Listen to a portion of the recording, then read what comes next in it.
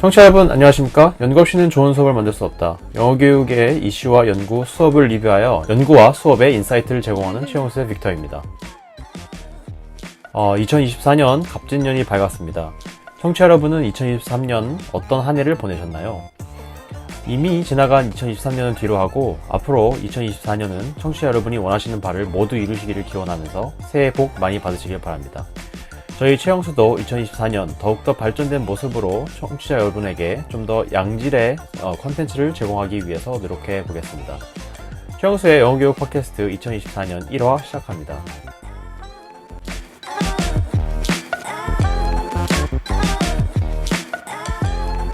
오늘도 덩컨과 에마 나와 있습니다. 청취자 여러분께 새해 인사 한번 해주시죠. 네, 안녕하세요. 덩컨입니다. 반갑습니다. 새해 복 많이 받으세요. 오랜만입니다. 안녕하세요. 엠마입니다. 새해 복 많이 받으십시오. 네, 두 분 선생님도 새해 복 많이 받으십시오. 네, 오랜만입니다. 어떻게 지내셨습니까? 저희 진짜 오랜만이라서 맞아요. 근황을 조금 얘기를 해보고 넘어가 보도록 하겠습니다. 이거 클립도 아마 되게 오랜만에 올라가는 거고 분기별로 하니까 진짜 분기만에 보는 건데 네네. 되게 한 해가 바뀌고 나이도 먹었고 저는 개인적으로 이사를 했는데 좀 전에 살던 데가 동부인데 지금은 이제 미 중부로 이사를 했어요. 그래서 뭐 아직 크게 삶이 달라지진 않았는데 그냥 이사를 오랜만에 했다라는 게 좀 생활 패턴이 바뀐다는 게 좀 신기한 것 같아요. 그래서 여기 시간 차도 좀 생기네요. 그쵸. 여기가 한국이랑 10시간에서 12시간 서머타임 때 있었는데 지금은 1시간 달라져서 시차가 조금 생겨서 몸이 달라지진 않는데 근데 이제 한국에 있는 분들이랑 연락할 때 조금 더 좀 어려워지는 그런 건 있어요. 완전 어긋나는 시간? 그쵸. 그러니까 완전 정반대가 돼버리니까. 맞아요. 완전 정반대니까 직장인들 지금도 이제 막 거의 아침 너무 이른 시간인데 이제 한국에선 딱 연락 받기 좋은 시간이니까 그래서 좀 낯설고 새로운 지역에서 막 새로운 생활 패턴 원래 가던 가게나 원래 가던 음식점 이런 것들이 없으니까 그런 거 하나씩 배우는 그런 중입니다. 네. 그래도 한 몇 년 만에 옮기신 거죠? 4년? 딱 4년 와. 반 좀 안 됐어요. 와. 4년 만에. 네. 코로나까지 포함해서 코로나 때 한 2년 반을 그곳에서 이제 거의 격리됐었는데 네네. 이제 그거 다 끝나고 4년 반 만에 딱 연말에 이동. 12월 중순에 이사를 했거든요. 그래서 아마 이제 딱 2주가 된 것 같아요. 여기서 지낸 지. 그래도 새로운 곳에서 새로운 또 시작을 하시니까. 그래도 어차피 네. 이거 또 축하할 일이잖아요. 어떻게 보면. 그렇죠. 어쨌든 미국에서 그러니까 물리적으로 지내는 것뿐만이 아니라 어쨌든 직업이나 경로 자체를 이어가려는 어떤 과정 중에 하나 이런 거다 보니까 귀국을 하는 것도 좋기는 한데 지금 기왕 온 김에라는 생각으로 저나 아니면 제 아내도 좀 생각하면서 이사를 한 것 같아요. 그래서 다행히 이사하는 쪽으로 결정이 났는데 개인의 의지도 의지이지만 어쨌든 주변에서 좀 도와주시기도 하고 기다려주시는 것도 있고 그런 게 작용을 해서 이사를 하지 않았나 싶습니다. 상황이 막 좋아서 막 이사한 거 아니에요. 동생 한국 들어오실 생각은 있으세요? 언제? 그러니까 갈 수 있는 기간이 아무래도 학교에서 일을 하게 되면은 좀 여름방학 아니면 좀 어렵기는 한데 이번 2024 여름에는 좀 어려울 것 같고 행정적인 문제가 좀 있어서 내년 정도? 모르겠어요. 늘 내년 이렇게 하다가 지금 한국 갔다 온 지 2년이 다 되어 가는데 벌써. 네, 그렇죠. 2022년에 갔다 왔으니까 네. 벌써 좀 있으면 2024년이니까 2년이 되는 거죠. 군대 갔다 오는 것처럼. 가고는 싶은데 지금 약간 행정적인 체류 문제, 비자 문제 이런 것들을 좀 정리 중에 있다 보니까 막 왔다 갔다 하기가 좀 어려워졌어요. 생각보다. 그래도 자리 잡고 그러려면 또 1년 후딱 가니까. 네.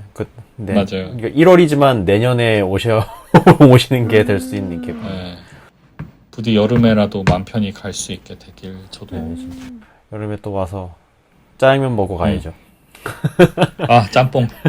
여기 있으면 중국집이 너무 생각이 나요. 저 한국식 그 짜장면. 맞아요. 한국식 짜장면, 짬뽕 그 매운맛이 그리운데 대형 도시 가면 먹을 수 있기는 한데 막 집 앞에 있던 것들을 하기 위해서 막 3시간 운전을 가기 싫어하는 좀 시골 삶이 좀 그런 면은 좀 단점인 것 같아요. 에마쌤은 어떻게 지냈어요? 아, 네, 저는 학기가 끝나서 성적을 주고 지금은 성적 음. 신청 기간이라서 응대를 하고 있습니다. 근데 지난 학기 했던 과목이 인원수가 작아서 절대평가를 할 수 있었거든요. 그러니까 확실히 음. 마음이 편안하더라고요. 중간고사 때 어느 정도 이게 윤곽이 나와서 기말고사도 좀 쉽게 낸 편이고, 어쨌든 제가 원하는 대로 성적을 줄 수 있다는 자유가 되게 소중하게 느껴졌습니다. 절대평가면 이 절대평가 진짜 자기 주도성을 교사로서 가지기 좋은 평가 방법 중에 하나인 것 같아요. 네, 그러니까 묶이지 않으니까 어떤 면에서 맞아요. 다 잘하면 다가 오, 잘한다고 할 수 네네네. 있고 또 다 이렇게 성취도에 이르지 못하면은 또 설득할 기회가 더 많은 면도 있고 여러분이 하는 만큼 받을 수 있다라는 오, 그런 맞아요. 논리를 더 세우기 좋은 것 같아요. 네, 그러니까 오히려 비교 평가보다는 절대평가가 인정도 되는 것 같아요. 자기 스스로. 아, 결국에는 맞아. 나는 이걸 안 했으니까 뭐 아니면 맞아요.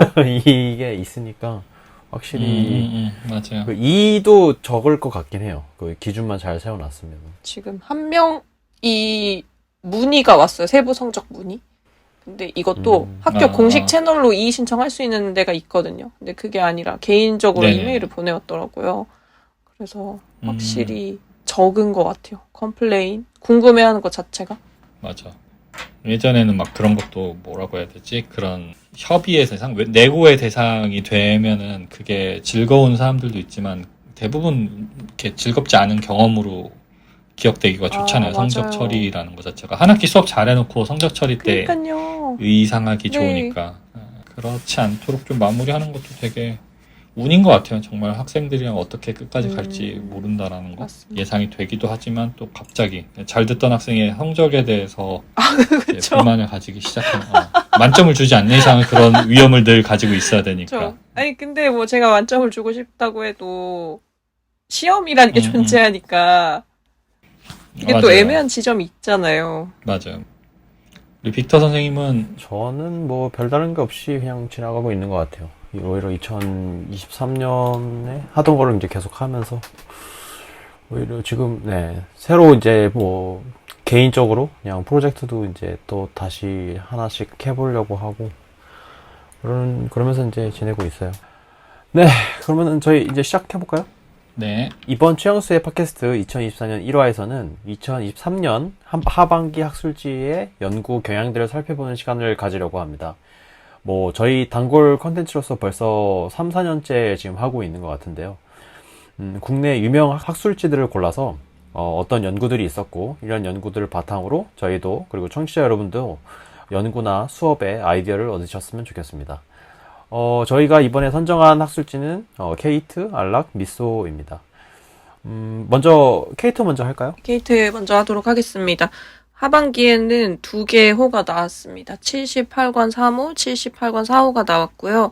78권 3호에는 총 7편, 그리고 4호에는 13편이 실려서 하반기에 20편의 논문이 출판이 되었습니다. 레벨별로 살펴보면 대학교 레벨이 아무래도 제일 많은 비중을 차지했고 총 7편입니다. 그리고 고등학교, 중학교 각각 2편씩 나왔고요. 초등학생 대상으로 한 실험 연구도 한 편이 발견돼서 되게 반가웠습니다. 그리고 제일 신기했던 게 유치원 대상 연구가 등장을 했어요. 심지어 2편이나 나왔는데 유치원 대상 연구를 잠깐 소개하자면 한 편은 원어민 교사랑 학생 간의 상호작용하는 걸 분석을 했어요. 이것도 데이터셋이 생각보다 크더라고요. 그래서 이 상호작용을 담화 분석을 통해서 분석을 했고요. 그리고 또 다른 유치원 대상 연구는 한국 남자 아기가 미국에 아마 있는 것 같아요. 얘가 미국 어린이랑 노는 거, 그리고 한국 어린이랑 노는 거를 또 분석을 해서 언어를 어떻게 사용하는지 양상을 분석한 연구를 볼 수가 있었습니다. 그리고 교사 대상 연구가 2편이 있었고 예비교사 대상 연구도 있었어요. 주제별로 살펴보자면 읽기 2편, 어휘 2편이 있었고 쓰기가 1편이 나왔는데 이 읽기, 어휘, 쓰기를 따로 좀 분리해서 보는 게 약간 애매했던 게 뭐 예를 들면 뭔가 어휘 지식을 알고 있는 게 읽기에 영향을 얼마나 미치냐 뭐 이런 식으로 2개의 스킬들을 좀 함께 보는 연구들이 있어서 이 이제는 진짜 스킬을 하나만 보는 경우는 거의 드물구나 하는 생각을 잠깐 했었습니다. 그리고 말하기 분석하는 것도 한 편이 나왔고요. 발음 지도하는 거에 대해서도 하나가 등장을 했습니다. 그리고 교과서 분석을 한 게 나왔는데 교과서 분석의 주제가 뭐였냐면 뭔가 우리가 흔히 생각하기에 좀 이국적이라고 여겨지는 거, 뭐 하와이 문화권이라든지 그럼 우리랑 조금 다르다라고 느껴지는 나라에 대해서 교과서가 어떻게 기술하고 있는지 이런 것들도 분석을 했더라고요. 그래서 좀 신기하다라는 생각이 들었습니다.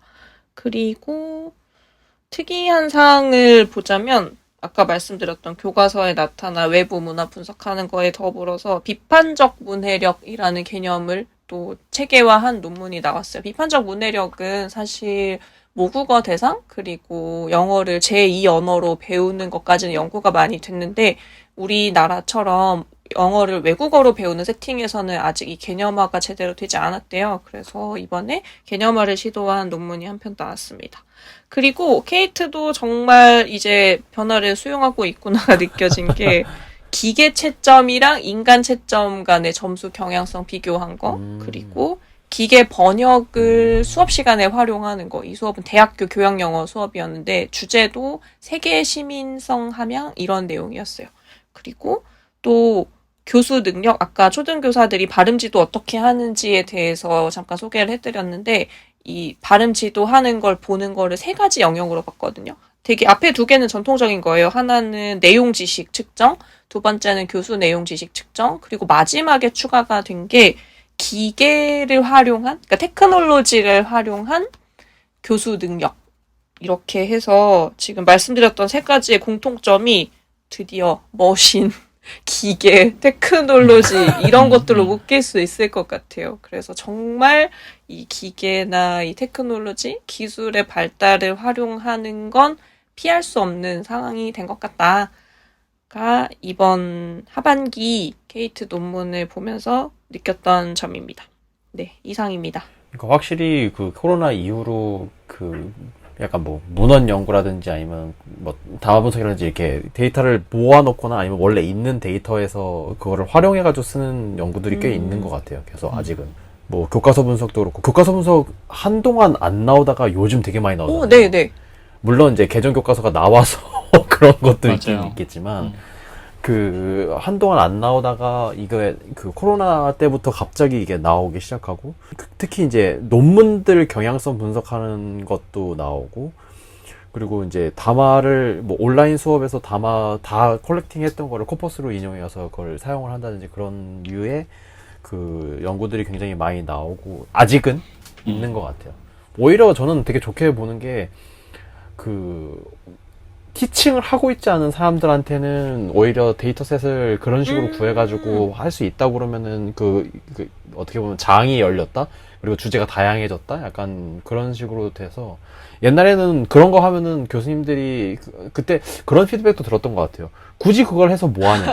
라는 그거를 많이 들었던 것 같기도 한데 그냥 라이브 데이터, 그러니까 그 뭐 사람들한테 직접 모을 수 있는 데이터라든지 그런 거를 하는 게 훨씬 그 게재율도 높고 그 다음에 더 의미가 있는 거다라고 말씀을 해주시고 이제 들었던 경우가 굉장히 많아요. 오히려 그 코로나로 인해서 물론 이 트렌드가 이제 또 코로나 완전히 종식이 돼서 어떻게 바뀔지는 모르겠지만 그 이렇게 돼가지고 좀 더 다양하게 나올 수 있어서 다행인 것 같아요. 그리고 또 그 테크놀로지는 지금 사실 그 왜 저기 마블에서 타노스가 I'm inevitable이라고 그러잖아요.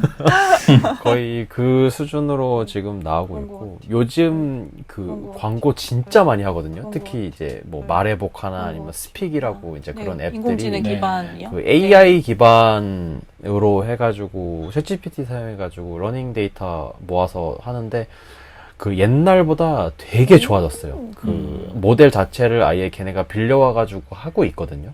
그 걔네가 직접 만든 게 아니에요. 그래요? 그게 다 그 챗GPT나 이런데 돈 주고 그 모델링을 사와가지고 학습을 시키는 그쵸. 거거든요. 네. 그래서 그 학습을 시키다 보니까 그쪽으로 이제 더 많이 피드백이나 이런 거를 받게 되면서 그 모델이 고도화된 거예요. 그러다 보니까 조금 더 잘 그 쓰일 수 있다. 어떻게 보면은 그 굉장히 대중성이 더 있어졌다라는 생각이 좀 들고요. 아니, 그러니까 그 영어 학습에 있어서는. 그래서 하지만 항상 느끼는 거지만 그게 다가 아니잖아요. 사실 그거를 챗GPT한테 물어봐도 똑같은 피드백이 와요. 거의 비슷하게. 그렇기 때문에 그런 게 늘으면서, 그러니까 어떤 테크놀로지적으로 사용할 수 있으면 있는 게 늘으면서 계속 그 연구들에서 나오는 게 오토노미랑 그 자기 효능감이나 아니면은 그 모티베이션이나 그런 쪽으로 하나씩 이렇게 논문이 나오는 것들이 그런 이유인 것 같아요. 어떻게 보면 옛날에는 선생님이 다 갖춰서 공부를 했다면 이제는 자기 스스로 할 수 있는 게 너무 옛날보다도 더 많아졌으니까 사실. 그래서 그런 식으로 연구 경향성이 있는 것 같아서 되게 어떻게 보면 장이 넓어졌는데 연구도 그 주제도 다양해졌는데 아직은 시작하는 단계인가? 그리고 그게 언제 없어질지 모른다는 불안감? 두 개가 같이 존재하는 것 같은 그런 느낌이 있는 것 같습니다. 저도 기억나는 게 저희 코로나 이후에 이제 문헌 리뷰들을 했을 때 케이트는 좀 다소 보수적이거나 맞아요. 좀 안정성 주제에 네네. 있어서 좀 네네. 그런 경향이 있다라고 리뷰했던 기억이 나는데 오히려 그에 비하면 훨씬 뭐 다양하다. 뭐 물론 코로나 끝나고 나서나 있을 때 코로나 관련 연구를 하지 않았다 그래서 뭐 큰 문제는 아닌데 좀 케이트의 특징이 전통적인 교실 영어 학습에 관련된 연구들을 선호하는 경향이 있었는데 뭐 여전히 그런 경향은 뭐 이제 주가 돼 있지만 그래도 주제적인 다양성은 선생님들이 말씀해 주신 것처럼 있고 또 네네. 그러면서도 여전히 이제 교사들에 관련된 이제 교육 현장에서 어쨌든 교사들의 수업에 어떤 적용했던 뭐 교육 방법이라든지 교수 방법이라든지 아니면 과업인 태스크들이라든지 아니면 뭐 여러 모형들에 관련된 실험 연구들이 주가 되고 있고 교사 중심이고 또 그러면서도 그 가운데 좀 다양성이 여러 가지가 있었잖아요. 뭐 아까 말한 뭐 기계학습이라든지 아니면은 네네. 뭐 AI가 어떤 수업의 참여자로서 혹은 뭐 의사소통의 참여자로서 적용이 되는 것에 대한 탐색 연구라든지 이런 것들도 있고 뭐 메타 연구들은 늘 1년에 한두 편씩은 꼭 있는 것 같아요. 그래서 뭐 논문 분석이 됐든 아니면 경향성 분석이 됐든 이게 케이트에 뭐 자주 나오는 것들은 아니었지만 그래도 있다라는 것도 되게 뭐 유의미한 변화인 것 같고 그렇네요. 하여튼 약간 좀 이게 국제지 내지는 어떤 그 국제화호를 좀 늘리면서 반영된 결과가 아닌가라는 생각도 좀 조심스럽게 하게 되는 것 같아요. 아무래도 학자의 다양성이나 유입 국가나 아니면은 기관이 많아질수록 이런 경향성이 좀 더 커질 수밖에 없으니까 더 그런 것 같아요. 네네. 혹시 이 연구들이 거의 다 그 한국 상황인가요? 거의 그런 것 같네요. 코리안 그렇기도 EFL이니까. 한데 중국인 대상 연구도 있었고요. 조금 더 음. 다양해지는 것 같습니다. 맞아요. 그러니까 이게 국제학술지면은 이제 한국 상황뿐만 아니라 이제 다른 맞아요. 그 연구 세팅, 연구 사이트가 있어야지 조금 더 볼 수 있는 그 재미도 있고 그렇잖아요. 그러니까 다른 국가에서는 어떻게 하고 있는지 이런 것들을 보고 중국도 지금 장난 아니잖아요. 그 영어 그 뭐랄까 그 학습적인 그런 우리나라보다 더한 것 같아요. 걔는 입시 그게. 그렇죠. 거기는 뭐 온 가족이 수능을 볼 수 있는 지역을 바꾸기 위해서 이사를 해야지만 네네네. 그러니까 되는 그리고 학교도 대학도 그 지역 내에서만 이제 주로 다닐 수 있는 그런 제한들도 적용을 받고 하다 보니까 영어 교육의 진심 하여튼 연구를 하자면은 되게 많은 것들을 볼 수 있을 텐데 이제 좀 중국어를 못하는 그런 연구자들이 많다 보니 좀 그런 제약도 있지 않을까요? 그래서 중국 내부에서 얼마나 국제화된 그 중국 내부의 상황 연구를 해외로 이렇게 발표하냐에 따라서 좀 그게 결정나는 건데 해외에서 공부하는 중국 학생들의 사례들은 많은데 되게 많이 그 학술적으로 나와 있는데 중국 내부에서의 교육 현장에 대한 그런 목소리를 찾으려면 우리가 좀 더 좀 많은 걸 찾아봐야 돼요. 뭐 언어적으로도 그렇고 학술지적인 제약. 그러니까 외국에서 그러니까 옛날에는 좀 안 그랬는데 요즘 외국에서 만난 중국 사람들 보면은 영어 되게 잘하거든요. 정말 이 사람 외국에서 잘했나 보다 할 정도로 영어를 되게 잘하는데 그만큼 또 유학 온 사람들도 그렇고 그쵸. 그만큼 영어에 대한 물론 이제 국제적인 관계가 두 나라가 좋지는 않지만 그래도 그 영어에 대한 그 공부가 굉장히 뭐랄까 중국 안에서도 되게 붐이 있을 거고 어떤 그런 것들이 많은데 되게 중국은 갇혀 있잖아요. 뭔가 알 수 없는 중국어를 하지 않으면 절대 알 수 없는 그런 것들이 너무 많아서 그 사이트도 되게 재밌을 것 같은 느낌이 들긴 해요. 그리고 가끔 이렇게 중국 설문조사 한 거 보면은 단위가 일단 그죠? 그 600 막 이렇게 되니까 근데 이제 다 잘 보면은 한 학교에서 했대. 이게 말이 되는 그쵸. 얘기인가 약간. 인구 자체가 다르니까 지역도 넓고. 네네. 그리고 그런 상황을 좀 더 볼 수 있었으면. 그래도 중국 중국 그 학자들이 어떻게 보면 그 연구자들이 한국 학술지에 꽤 내는 것 같아요. 그래서 가끔은 볼 수 있다. 약간. 그리고 이번에 그 초등학생하고 유치원생은 정말 와 대단하네요. 특히 유치원생은 이거 어떻게 했지? 그거 연구 윤리로 이게 됐다는 것 자체도 엄청난데 그러니까 초등학생은 그렇다 쳐요. 근데 초등학생은 그럴 수 있으니까. 근데 유치원생이 됐다는 거는 그 원래 옛날에는 아이비 그 획득할 때 자기 자녀면 되지 않았어요? 맞아요. 절차가 복잡한 경향성이 있는데 뭐 안 되지는 않을 거예요. 근데 이제 절차도 그렇고 뭐 학생들 모집 내지는 부모님들 동의 이런 것들이 다 복잡하고 그걸 다 받아도 이제 요즘 같은 시절에는 IRB가 되게 까다로우니까 그런 거를 하면은 할 수 있죠. 예, 예. 근데 선호할 만하지는 않은 것 같아요. 특별히 우리가 이제 유아교육이나 아동 전공이 아닌 이상. 그리고 이제 교육 과정이 변경되고 이제 교과서들이 이제 나오면서 이런 연구들이 더 활성화가 되지 않을까라는 생각이 드는 게 이제 교과서 분석이라든지 아니면 이제 교육 과정 이런 연구들이 하나씩 나오고 있는 것 같아서 언젠간 저희 한번 그때 뭐 방송에서 얘기한 적이 있었지만 한 번쯤은 저희가 이제 교육 과정 보면서 얘기 한번 해보자고 했었잖아요. 이제 그 시기가 이제 머지않아 왔다는. 뭐 저희로서는 컨텐츠니까 오히려 간단한 컨텐츠일 수 네. 있기 때문에 네. 그 절대 이제 딱 시행이 되면은 아마 문제점도 많이 나오고 되게 괜찮은 장점도 나올 거니까 그걸 한번 보면서 그런 연구들이 나오면은 또 그 연구에 맞춰서 한번 해보면 좋을 것 같습니다. 넘어갈까요? 네. 그러면 그 다음에 안락할까요? 제가 리뷰한 한국응용언어학회 이제 응용언어학 학술지를 보면은 이제 39권이 2023년도 이제 학술지고요.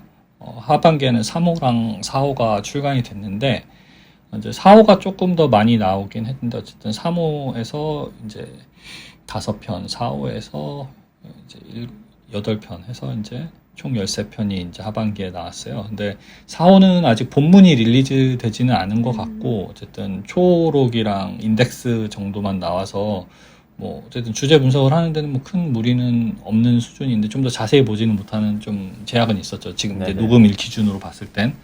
근데, 뭐, 안락은 늘 그래 왔듯이 조금 더 응용 언어학이라는 키워드로 조금 더 넓었었어요. 늘 학술지 리뷰를 할 때 교실 현장에만 관련되지 않은 것들이라든지, 뭐, 아니면은 좀, 뭐, 철학이라든지 아니면 언어 학습에 관련된 그런 페다고지라든지 이런 것들이 늘 주제에 포함이 되어 있었는데, 요번 하반기에는 그런 면이 조금은 희미한 느낌이 있어요. 뭐, 주로 오히려 이제 전통적인 영어 교육이라든지 언어 교육 학술지들의 주제들이 많이 이제 이 안락 학술지 요번 2023 하반기에 드러나고, 그래서 뭐 대표적으로 예를 보면은 챗GPT라든지 기계 학습에 기반한 그런 연구들도 등장을 해요. 그래서 요즘 이제 챗GPT가 음성 인식 기능이 이제 어쨌든 포함이 정식적으로 돼가지고 대화 상대, 특히 영어 대화 상대로서, 영어 회화 대화 상대로서 이렇게 활용이 되는 그런 이제 현장뿐만이 아니라 연구 주제로서도 이렇게 되고 있고, 그게 이제 AI 챗봇이잖아요. 그런 연구들이 뭐 안락에도 이제 적지 않게 있었었는데, 심심치 않게 있었는데, 요번에도 포함이 돼 있고, 또 아까 KT에서 언급이 되었던 교재 분석에 해당하는 것이 코퍼스나 아니면 구문 분석에 해당하는 또 논문들이 또 2편 정도 있었고, 그래서 단순하게 그냥 뭐 교재에 나온 뭐 어휘들이 어떤 수준이다 이런 연구들은 아니고, 어떤 특정 모형들에 대한 어떤 검증이라든지 이런 연구들이 이제 있어요. 그래서 뭐 자연어 처리 관련 연구들이 요번 연도 하반기에 3호랑 4호인데 3호에서도 한 편, 4호에서 한 편 있는 걸로 봐서는 약간 단순하게 어떤 교재의 질적인 어떤 토픽 분석이 아니라 이 교재를 데이터화 해가지고 중고등학교 교재, 특히 EBS 교재에 대한 연구가 각각 한 편씩 이제 있었어요. 그래서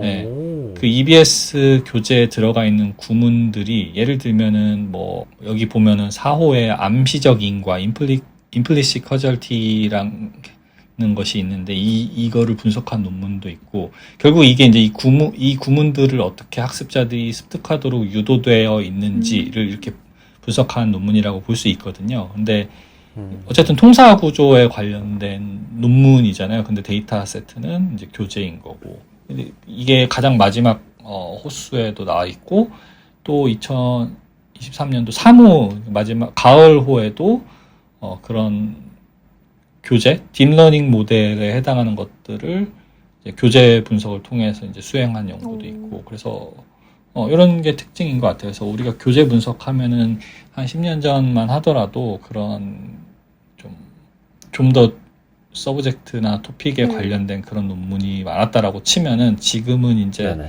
좀 더 모형이나 아니면은 그런 것들을 활용한 그런 논문들로 나오는 것 같고요. 또 여전히 과업의 태스크라든지 이런 것들에 관련된 논문들이 이제 대세인 것 같아요. 그래서 말하기 과업 또는 쓰기, 읽기 중심의 피드백 과업 이런 것도 있고 또 유창성에 관련된 모형들을 또 검증하는 수업에서 검증하는 그런 것들.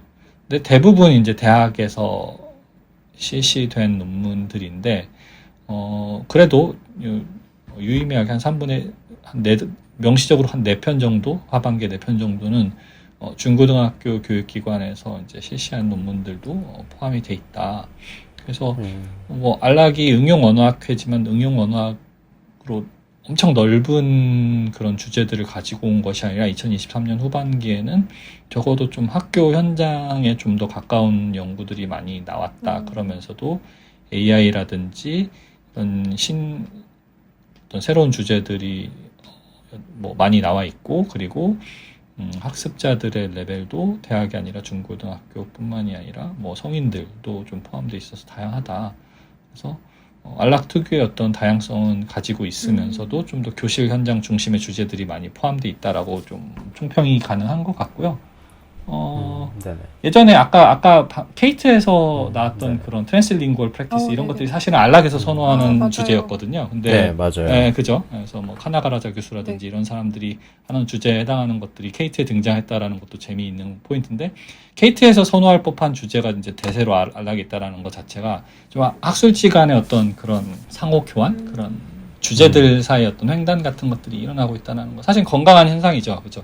이 학회지에는 이것들 아니면은 투고가 안 돼. 뭐 이런 느낌이 강하다면 그게 뭐 학술지의 어떤 그런 강한 개성일 수도 있지만 폐쇄성이 될 수도 있잖아요. 근데 적어도 영어 교육과 응용 언어학 학술지들 사이에서는 이런 교환 현상이 나타나는 건 되게 좋은 것 같아요. 그래서 좀 더 인지적이고 교실 현장 안에서 할 수 있는 어떤 그런 모형이나 실험 중심적인 그런 논문들이 안락에 원래 많긴 했지만 많은 연도 후반기도 있다라는 건 좀 유의미한 거고, 뭐 한국어 교육학에 관련된 주제들도 안락이 늘 이제 이렇게 어드바타이즈를 했거든요. 그래서 한국어 교육에 관련된 정책 분석에 관련된 논문도 포함돼서 이건 사실은 영어 교육이라는 토픽으로 봤을 땐 먼 건데 응용 언어학 그렇죠. 내지는 언어 교육으로 맞아요. 봤을 때는 매우 밀접한 네. 주제인 거고 사실 영어 교육이랑도 어쨌든 궤를 같이 하는 거니까 언어만 다른 거고 그래서 그렇죠. 이런 주제들은 사실은 케이트에서는 투고되기 힘들지만 안락이기 때문에 또 응용 언어학회지기 때문에 또 가능한 거잖아요. 그렇죠. 그래서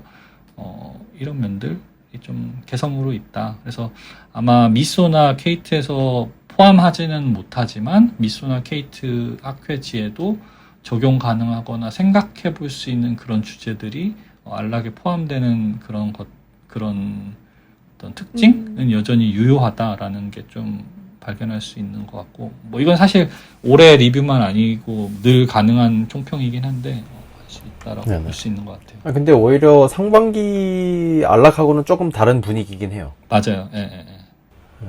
그래서 확실히. 상반기 안락은 진짜 안락했다 약간 그런 맞아요. 느낌이었는데 이번에는 조금 다른데? 약간 물론 이제 그런 괴는 같이 하죠. 뭐 코퍼스 연구가 많이 있다는 등 아니면은 이제 아까 말씀해 주셨던 뭐 구문적으로 그 패턴을 계속 분석을 해가지고 하는 그런 언어학적인 부분을 가져가면서도 조금 다양한 대상과 주제 약간 그런 식으로 갔다. 그리고 교사라는 키워드가 2번, 3번 들어갔다라는 것도 이제 안락에서 좀 두드러지는 특징인 것 같아요. 사실 교사라는 키워드, 어떤 교사의 역할 이런 것들이 안락에서 이렇게 앞서 내세우는 키워드는 저는 아니라고 생각을 했는데 어쨌든 한국어 교사 교육, 그다음에 교사의 쓰기 피드백 뭐 이런 것들이 주제에 딱 들어갔다라는 것 자체만으로도 안락의 주제가 좀 더 영어 교육에 관련된 주제들도 많이 내고 있구나 최근에는 볼 수 있었던 것 같아요.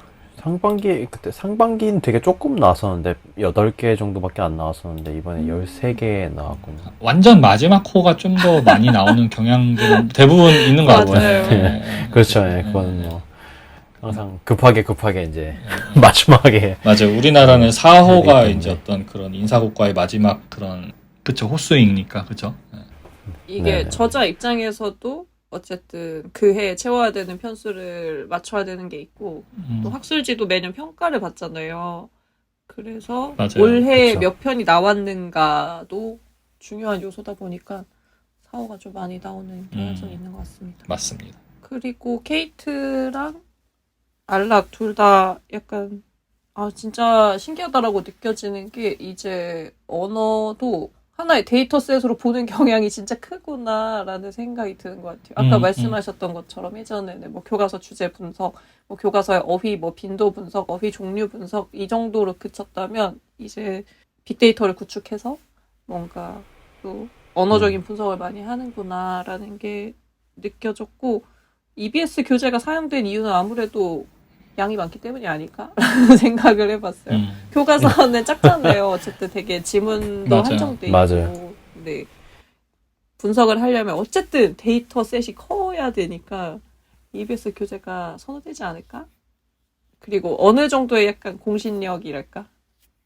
이거를 확보를 했기 때문이 아닐까라는 생각을 잠깐 해봤습니다. 일단 데이터를 구축하는 그런 방법이라든지 이런 것들이 기술 같은 것들이 확실히 발전을 하다 보니까 여전히 뭐 갈 길은 멀지만 뭐 특히 교재에서 시작했던 텍스트 데이터 형성 및 분석 네네. 이런 것들이 주가 되고 요즘은 아까 우리가 잠깐 얘기했듯이 말하기 데이터에 관련된 데이터 형성도 기술화가 돼가지고 이제 AI들이 학습을 하게 되는 그런 데이터가 빨리빨리 흡수가 되는 거예요. 사용자들의 데이터가 AI들의 데이터가 되고 AI 데이터를 또 사용자들이 또 참고하게 되는 어쨌든 이런 순환들이 이루어지는 것들이 지금 되게 가속화가 되고 있다 보니까 이 연구에도 그런 것들이 당연히 반영이 될 수밖에 없는 것 같아요. 뭐 대표적인 것들이 이제 챗봇 연구나 스피킹 파트너나 아니면 교사로서의 챗봇 연구들은 사실은 그게 이제 토픽이라고 볼 수도 있죠. 그러니까 어쨌든 옛날에는 그냥 분석만 했다면 지금은 사용을 하기 위한 분석이라고 해야 될까요? 그 느낌이. 맞아요. 네.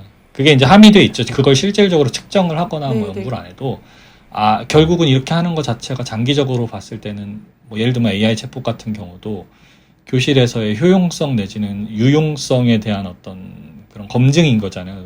절대로 뭐 찬미하는 막 찬양하는 수준으로 막 이렇게 하지는 않겠지만 그런 논문들도 뭐 나올 수밖에 없는데 어떠한 발견점에 의해서 이 AI 챗봇들의 어떤 쓰기나 아니면 말하기 피드백이 상당히 건설적이다라는 그런 발견점을 결국은 사용 기반으로 이제 가는 거고 뭐 그걸 연구하는 학자들이 코퍼스를 쓸 수도 있고 뭐 UCG 기반으로 갈 수도 있고 뭐 그건 본인의 전공에 따라 다르지만 지금 방향성은 어떤 거시적인 방향성은 그렇게 가고 있는 거는 확실히 보이는 것 같아요. 그렇습니다. 저희가 사실은 미소까지 하고서 이제 하려고 했는데 시간상 저희가 미소는 다음번 회차로 넘겨야 될 것 같습니다. 그래서 뭐 이번 팟캐스트 저희 2023년 하반기에 나왔던 2가지 케이트와 이제 안락 국내 학술지들의 연구에 대해서 이제 알아보았는데요. 점점 이제 안락하고 케이트는 오래되기도 했고 그리고 이제 좀 국제 학술지 혹은 이제 큰 학술지로서 그 주제가 이제 다양해지고 규모도 커지면서 이제는 확실히 그 느낌, 어떤 유명 학술지의 느낌을 보여주고 있는 것 같습니다. 사실 이게 한 2년, 3년 전에 했던 얘기가 계속 나오고 있고 좀 더 계속 발전을 해가고 있는 모습이라서 되게 뭐랄까 고무적이다, 좋다라고 얘기를 할 수 있을 것 같습니다.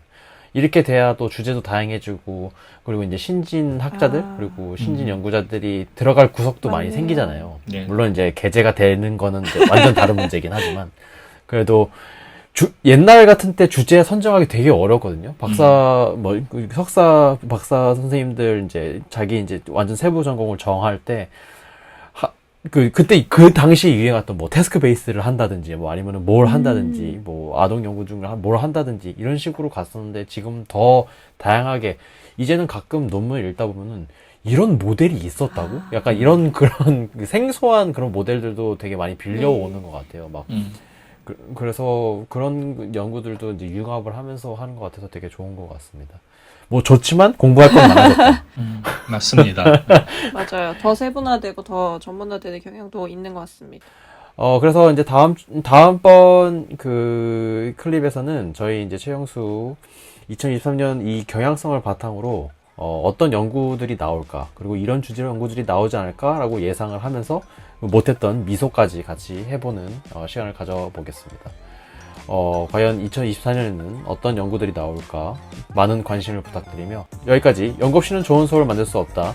영어 교육의 이슈와 연구 수업을 리뷰하여 연구와 수업의 인사이트를 제공하는 최영수의 빅터 엠나 건건이었습니다. 감사합니다. 감사합니다. 다음 화에 뵙겠습니다.